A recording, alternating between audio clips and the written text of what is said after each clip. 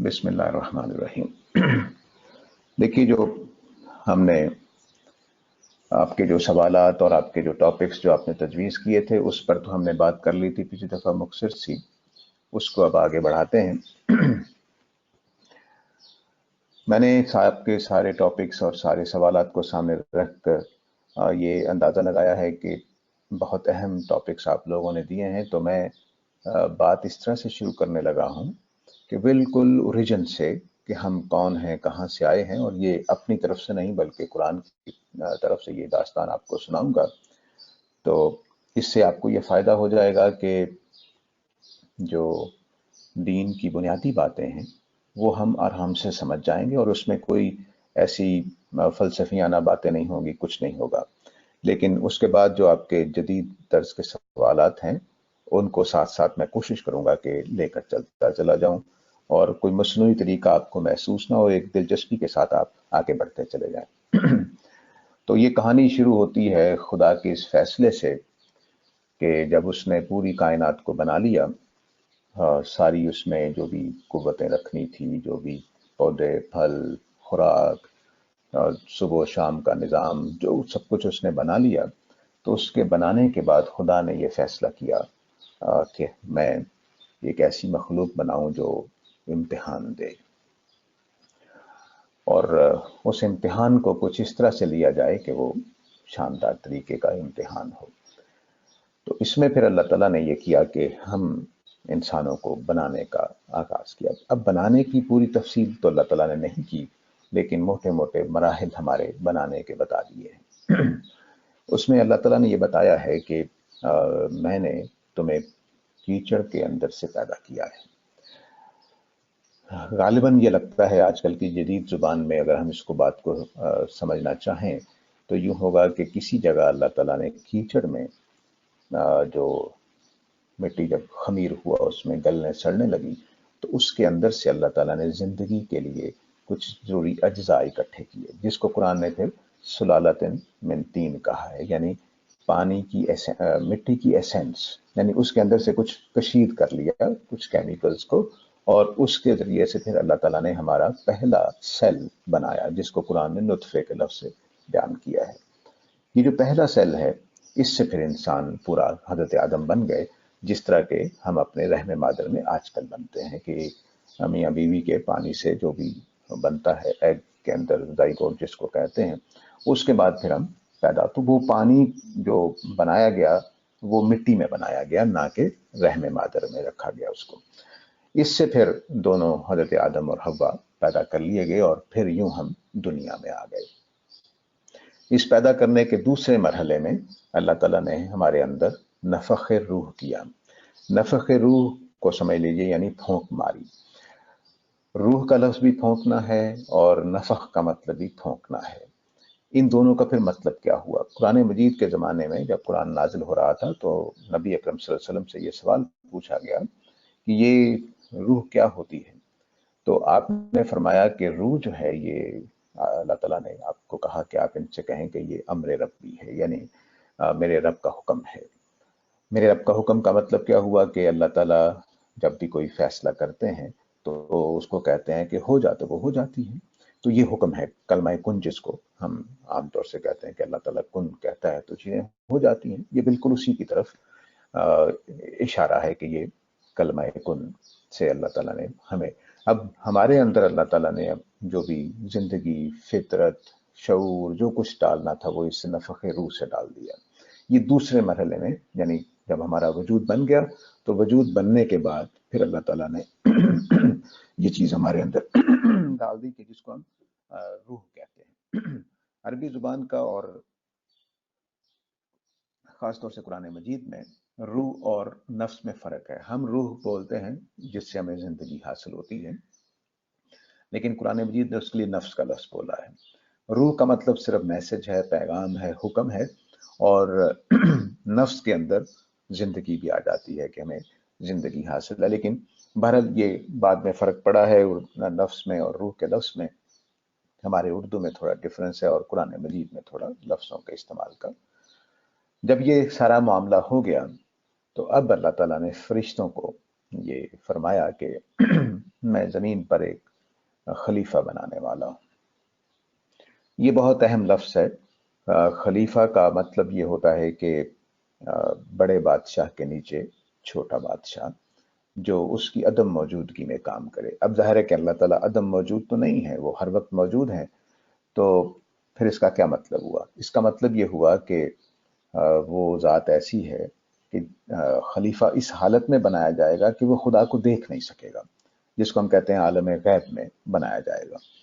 تو جیسے ہی فرشتوں نے یہ بات سنی کہ اللہ تعالیٰ انسان کو نظر نہیں آئیں گے اور وہ خلیفہ ہوگا، خلیفہ کا مطلب چھوٹا بادشاہ جس کے پاس اقتدار ہو۔ اقتدار کا مطلب یہ ہے کہ ہم زمین کے ریسورسز پہ ہمارا کنٹرول ہے، ہم جو چاہتے ہیں کر رہے ہیں۔ وہ ہم نے غاروں سے زندگی شروع کی اور اب تحقیق کہاں پہنچ گئے ہیں؟ اس وقت ہم آپس میں بات کر رہے ہیں اس کمپیوٹر کے ذریعے سے۔ یہ سارا کچھ جو کچھ ہم نے کیا ہے، جو کچھ چاروں طرف ہمارے پڑا ہوا ہے، جو ایجادات ہیں، جو اپنے گھروں سے لے کر پہلا گھر جھونپڑی بنانے سے لے کر آج تک کے اتنی بلند و بالا بلڈنگوں تک، اور کمپیوٹر اور یہ سب کچھ چیزیں جو ہیں، یہ خلافت کی وجہ سے ہم کر سکیں۔ تو دنیا کے ریسورسز پہ ہمیں پورا کنٹرول اللہ تعالیٰ نے دے دیا۔ تو اب جب فرشتوں کو یہ معلوم ہوا کہ اللہ تعالیٰ ایک ایسی مخلوق بنائیں گے کہ اس کو زمین کے ریسورسز پر کنٹرول ہوگا اور وہ اللہ کو دیکھ نہیں سکے گا، تو ان کو فوراً ذہن میں آیا کہ یہ تو کام خراب ہو جائے گا۔ آپ ذرا تصور کیجئے کہ آپ ذرا شرارتی قسم کے بچوں کو، یا ملے جلے اچھے بھی ہوں شرارتی بھی ہوں، اور اس کو گھر میں اکیلا چھوڑ کر جانے لگیں، تو آپ کو ہزار خیال آئے گا کہ کوئی چیزیں خراب نہ کر دیں۔ بالکل ٹھیک یہی خیال فرشتوں کو آیا کہ جب اللہ نے کہا کہ میں خلیفہ زمین میں بنانے والا ہوں، کہ وہ اللہ تعالیٰ کو دیکھ نہیں سکیں گے، اللہ کی آواز نہیں سن سکیں گے، اور خلافت ہوگی ان کے پاس، تو انہوں نے کہا کہ یہ تو پھر خون ریزی کرے گا، فساد پیدا کر دے گا زمین میں۔ یہ جب سوال سامنے آیا تو اللہ تعالیٰ نے اس کا بہت شاندار جواب دیا۔ تو اللہ تعالیٰ نے جواب یہ دیا کہ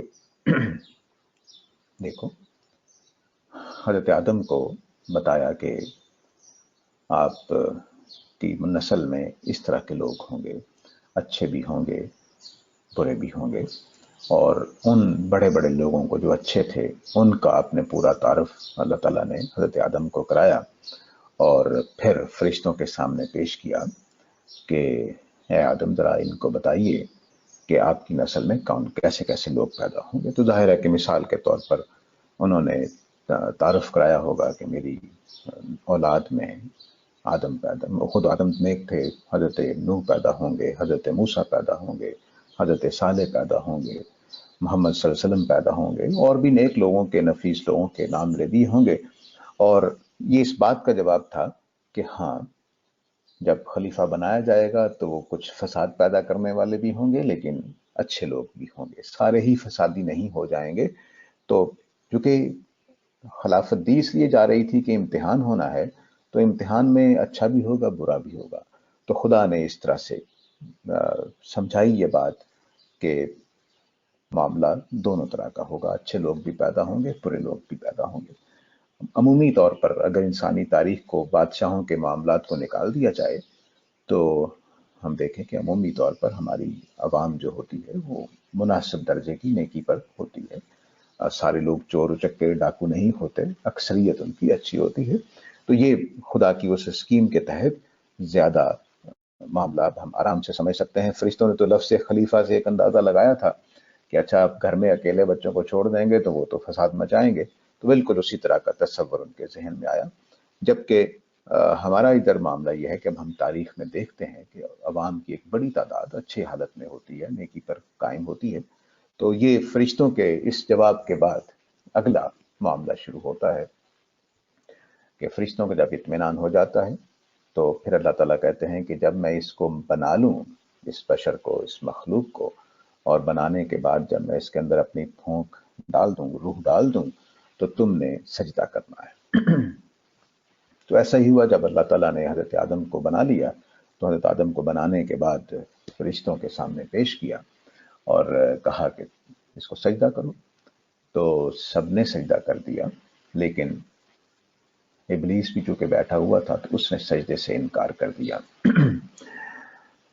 अब ये यहाँ पर एक सवाल हमारे जहनों में पैदा होता है कि अल्लाह ताला ने फरिश्तों को हुक्म दिया तो इबलीस कहाँ से आ गया। ठीक है, अब इसके दो ताबीरें हो सकती हैं, लेकिन इसको पहले ये बात समझ लीजिए कि वो कुरान मजीद में वाज़ेह तौर पर पहले दिन से जिन है, और अब भी वो जिन ही होगा। अगर कहीं है, मर गया है, खप गया है, वो एक अलग बात है, हमें उसकी मालूमात नहीं है, लेकिन वो बहरहाल पहले दिन से ही जिन था, फरिश्तों में शामिल नहीं था। हमारे यहाँ ये गलतफहमी पैदा कर दी गई कि वो बहुत मुकर्रब फरिश्तों में था, क्योंकि सजदे का हुक्म उसको दिया गया, तो जब उसने इनकार किया तो फिर उसको जिन बनाया गया। ऐसा हरगिज नहीं है। कुरान से वाज़ेह होता है कि वो काना मिनल जिन, वो जिनों में से ही है, जिनों में से ही था, जिनों में से ही रहेगा। अलबत्ता ये मामला क्या है कि क्यों फरिश्तों को कहा गया कि सजदा करो और एक जिन ने इनकार कर दिया, ये कैसे मुमकिन है। अब इसको हमारे यहाँ दो तरह से बयान किया गया है। मैं दोनों बातें समझा देता हूं ताकि आप जिसको पहली बात पर इत्मीनान हो जाए या दूसरी बात पर इत्मीनान हो जाए, क्योंकि कुरान ने इसको तफसील नहीं की, तो हम लफ्जों से एक अंदाजा लगा रहे हैं। हुआ ये होगा कि मसलन मजलिस लगी हुई है, जैसे इस वक्त आप लोग मेरे सामने हैं या मैं आप लोगों के सामने हूं, तो मैंने आपको कहूं भाई सारे तालिब इल्म किताब खोलें, तो अब लफ्ज मैं तालिब इल्म नहीं बोलूंगा, क्योंकि क्लास में बैठे हुए कोई भी नहीं कहता है तालिब इल्मों किताब खोलो, हम कहेंगे किताब खोलो।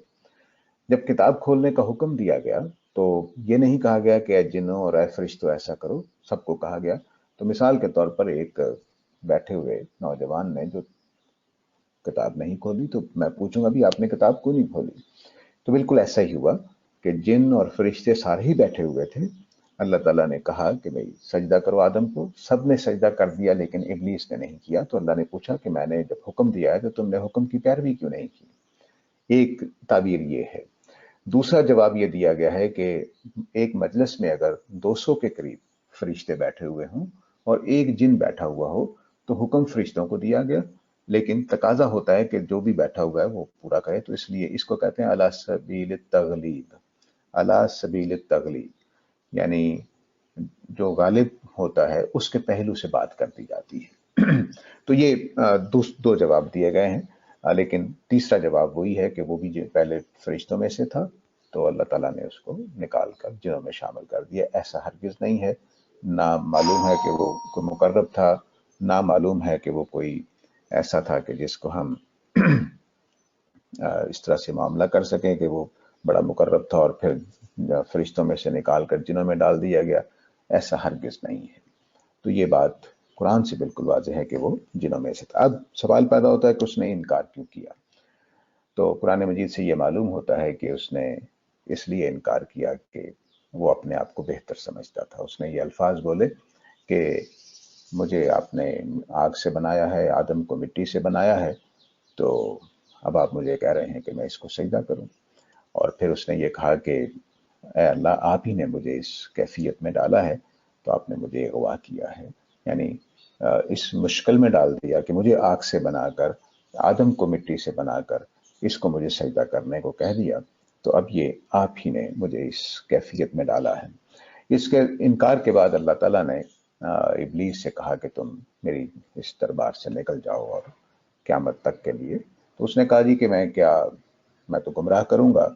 तो अल्लाह ने कहा कि तुम्हें इसकी मोहलत दी जाती है, लेकिन तुम मेरे नेक बंदों को गुमराह नहीं कर सकोगे।